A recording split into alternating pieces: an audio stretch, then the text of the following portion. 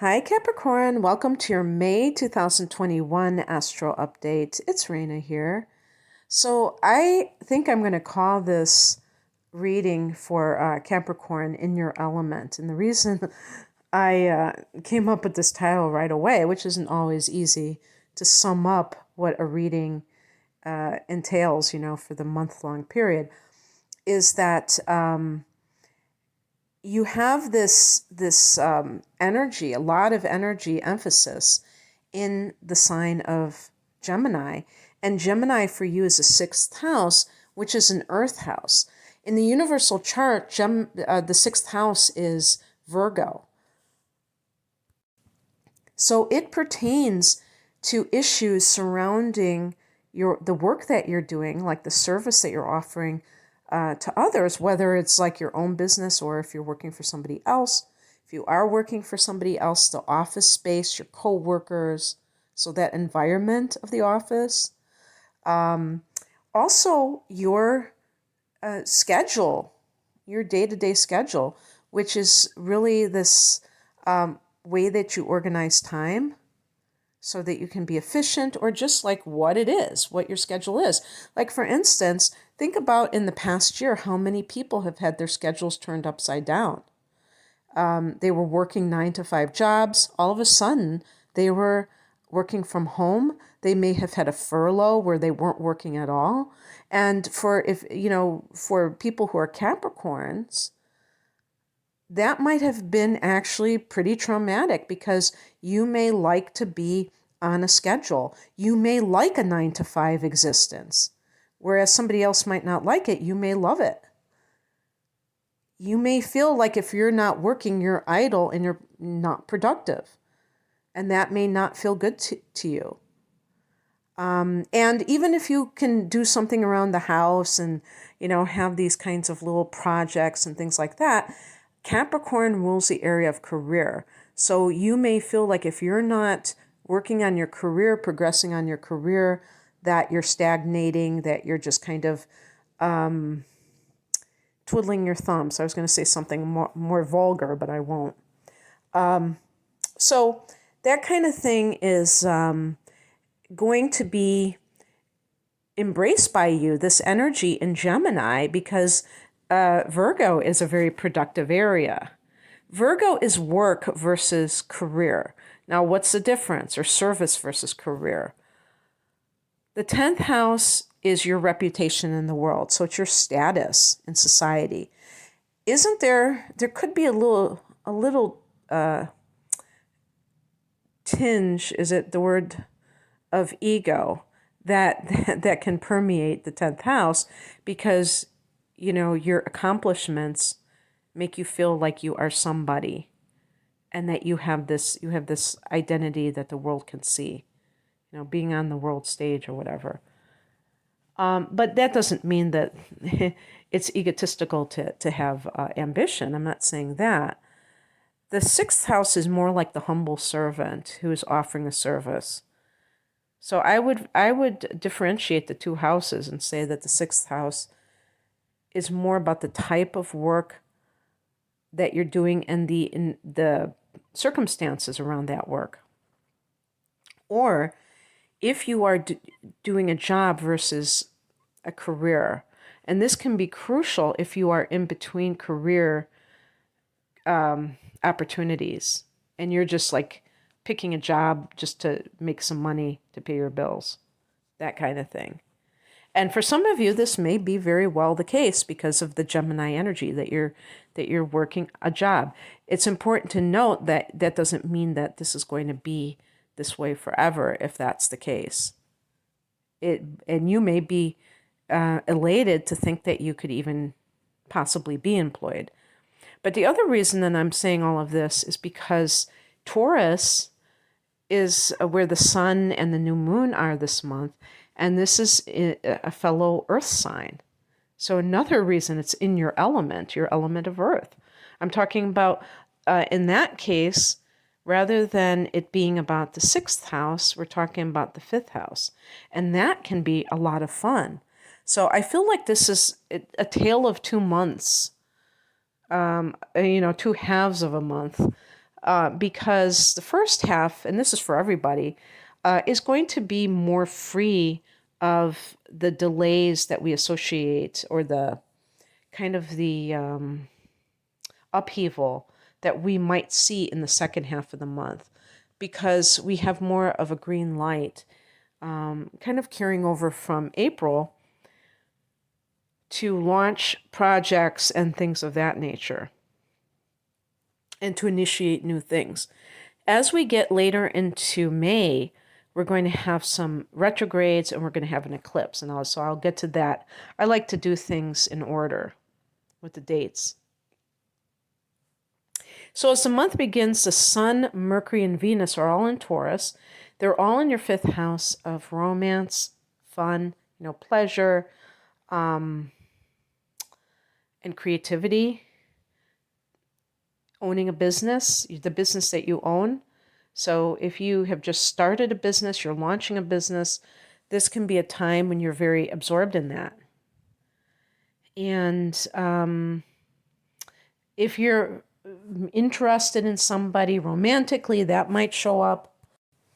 On the 3rd of the month, Mercury goes into Gemini, into that 6th house, and now it becomes more like rolling up your sleeves and getting down to work. With Mercury here, though, this can be a lot of communication about something related to work. So maybe you are negotiating something that you're going to be doing. Maybe this is a new job or something along those lines. Or if you're starting a new business, you may be consulting with people who have expertise in this particular field, and they can give you some kind of pointers or something like that. Because the 5th house has recently been engaged, so that's why it might have something to do with your own business.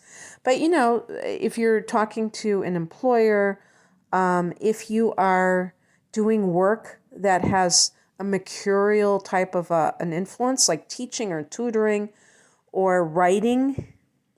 I mean, there are some jobs with writing that are not like writing a novel. It could be doing copy writing, editing, and so on and so forth.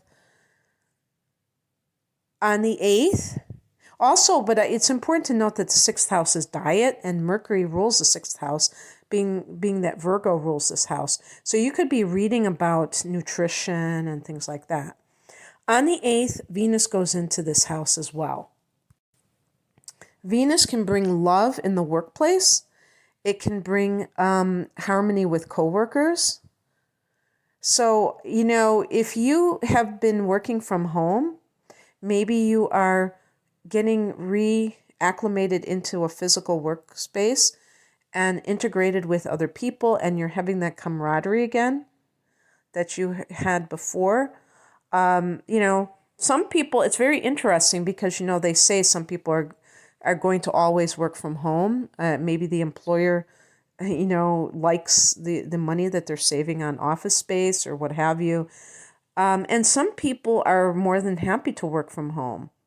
But some people like to work in a workplace. If you look at your natal chart and you have Venus in your natal chart, you may just have good, for lack of a better word, karma in attracting coworkers that are genial, that maybe even become your friends. I personally, that kind of horrifies me because I think you should, there's that saying, you don't defecate where you're eating. And that means, you want to keep those areas separate. I don't know why I'm saying all this like vulgar stuff.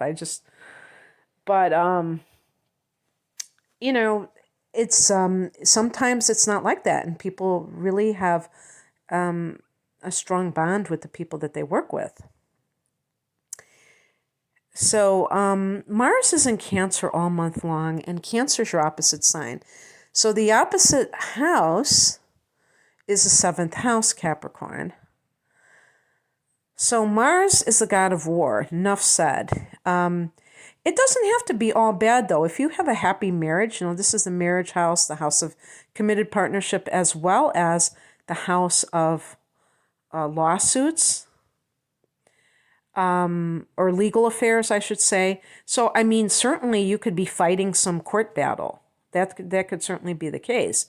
But this could be a divorce that is the court case, or you are simply at war with your spouse. That would be horrible if that were the case. What I'm saying is that you will always already know this because this is coming from April. This is not something new in May. So only you know if this is true in that sense. It could be that you are, whooping it up between the sheets. Mars is the libido. That could be like, a couple that, a committed partnership where the people are, they have not been together. Maybe they've been working long hours and they've kind of revitalized their sex life.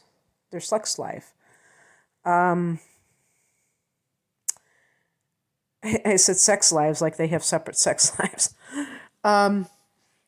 So that could be something positive, you know what I mean? But if it's negative or challenging, it could be that there is some major disagreement between the two people, something that you cannot agree upon.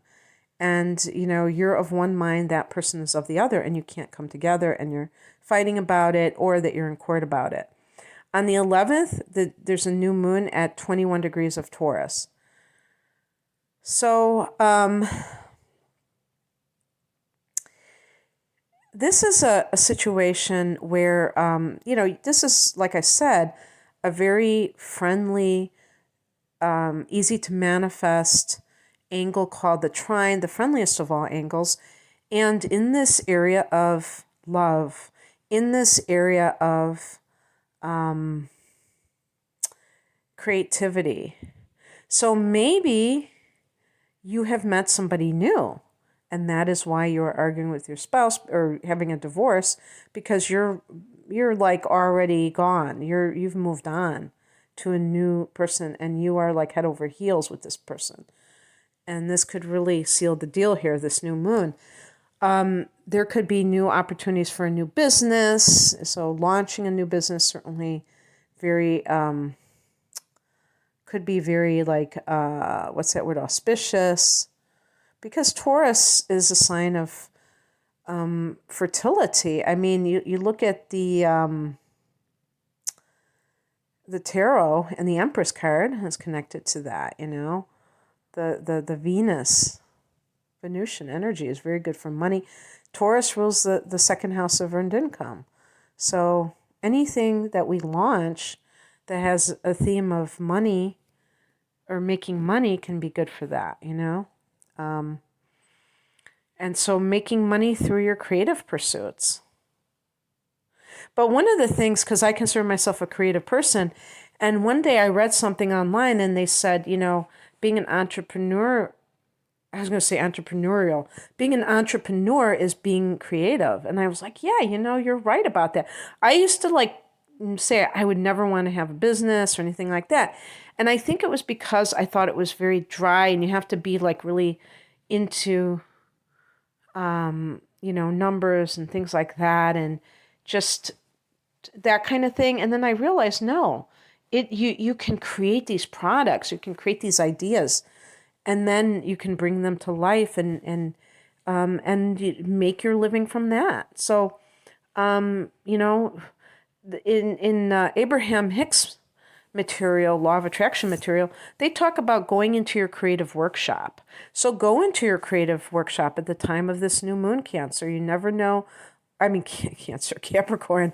I hope I haven't been saying Cancer because I know I'm going to get people, is this for Cancer or is this for Capricorn? This is totally for Capricorn. I was just thinking Mars and Cancer. Go into your creative workshop, Capricorn, and you never know what you may create in that creative workshop. On the 13th, Jupiter goes into Pisces. This is another friendly angle because it's a sextile. So this time it's in the house of communication, the third house. And this can be a situation of some kind of blessings or abundance. In other words, like expanded opportunities in the area of teaching and learning, and anything to do with the media, maybe social media, and things of that nature, the internet. The 11th house is associated with the internet, but the third house is communication, and that is just such a big part of how we communicate these days. So we have to include that in this area. You can be lucky through this. So if this is something that you've kind of suspected is going to be a part of your life for some reason, like for instance, let's say you did start a business and you realize that the way that you advertise, get the word out, may be a lot different than you were expecting it to be in the traditional sense, where people would just take out an ad in the local newspaper or something, that you may have to rely more on online promotion, for instance. And how do we do that? That kind of thing. But I would say a big piece of this can be your skill set, getting more training. The third house, maybe getting certifications and things like that. And Jupiter can bring that into your life. Positive thinking. The third house is your mind. Jupiter is about being expansive, being positive, believing in possibilities. Capricorn can be pessimistic and very, because of that Saturn influence, very restrictive.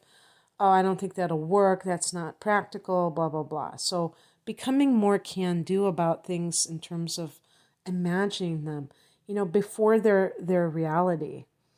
First you have to dream it, before you experience it. And that can help your life in innumerable ways. It's only going to be in Pisces for a few months. It's going to go back into Aquarius.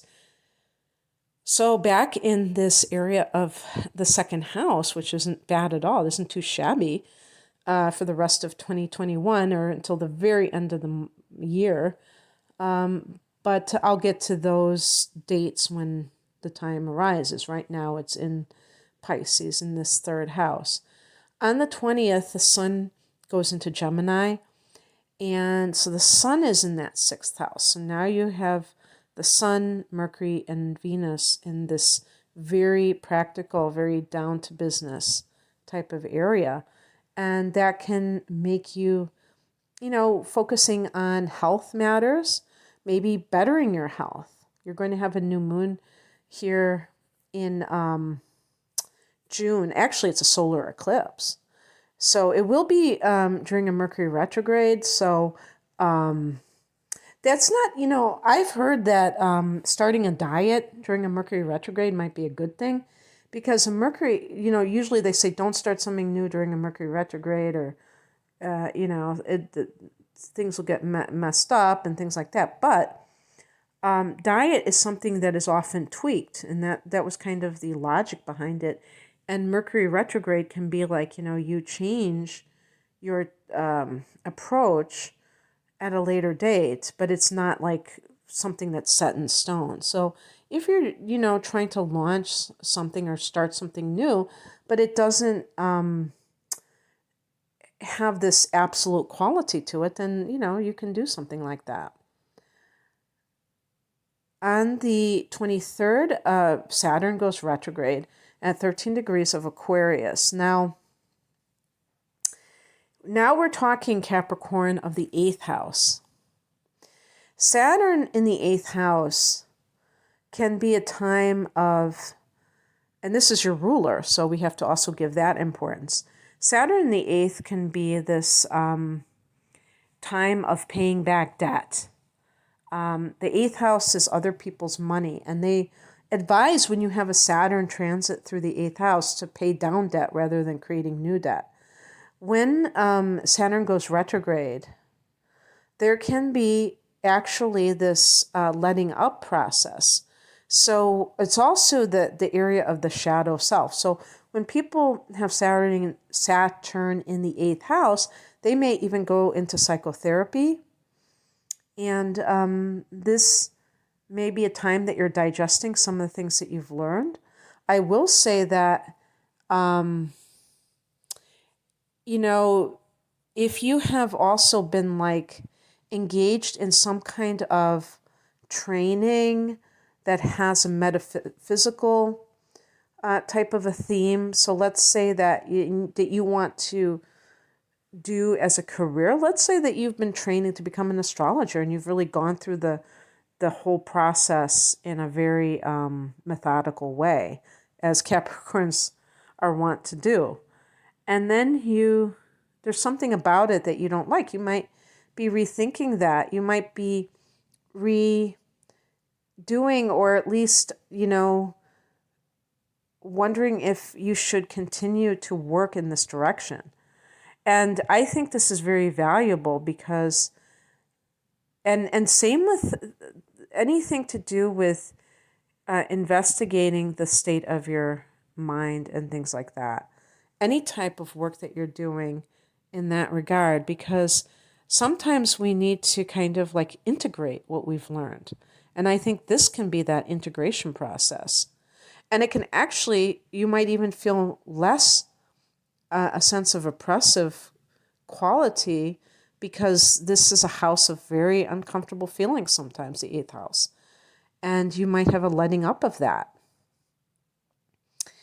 On the 26th, we have a lunar eclipse at 5 degrees of Sag. Of course, that is the sign before Capricorn. And for early degree Caps, this can be in your 12th house, and it can be very intense, or actually very liberating, more than intense.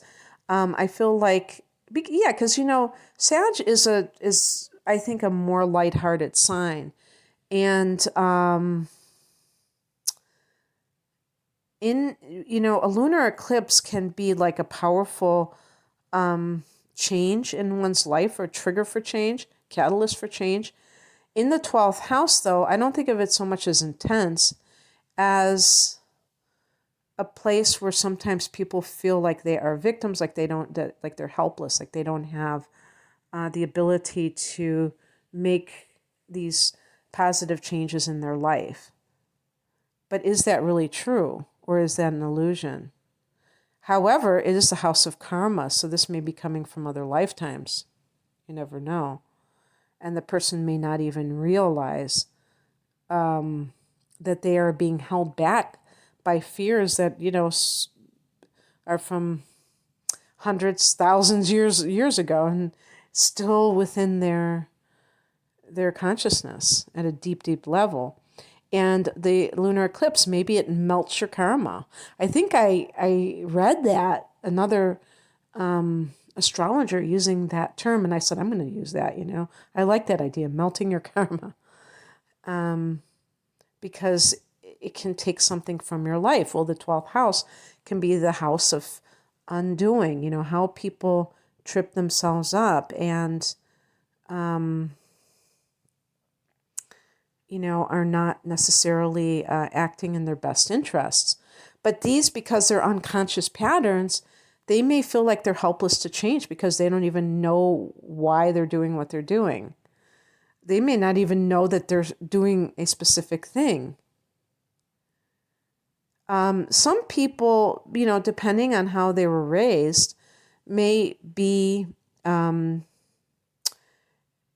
alcoholics, let's just put it that way. You could say potheads, that's another commonly abused substance. And because they happen to come from an environment, maybe their family of origin, where people were getting intoxicated all the time and still going to work and functioning, I can't be an alcoholic, I can't be a stoner because I'm, going to work. And they don't see that it is a problem on some level. And the 12th house can be addictions, is why I'm bringing that up. And this may be the way to break some bad habits, and not have to suffer breaking those bad habits, because you just don't have that urge to do it anymore. On the 29th, but definitely, well, I'm getting ahead of myself here. This can also be like a spiritual experience, or a spiritual revelation. But for a lot of you, this may actually fall in the 11th house, Capricorn. And this can be more about a big change to the social network that you have. And that could have different reasons as well. I mean, it might have something to do with like work matters and that kind of thing. But I will say that with this house, it can also be the coming in of your dreams coming true kind of thing. And that would be just amazing. I mean, I could imagine a person feeling really good about harvesting their dreams coming to fruition. So the 11th house can be your long range goals. Okay, well, that's what I have for you, Capricorn. I hope that this resonated. If you would like to look at your chart in depth, I have like a double reading for a special price called the Deep Dive Reading. And it's an hour of your natal chart analysis, which to me is even more valuable than transits because it can uncover hidden talents and validate the ones that you really feel like you want to express to the world, but maybe you're not getting that kind of encouragement from others. And then an hour of transits. And, and I have other types of readings too. So the link is below. Thank you for listening. Take care. Bye.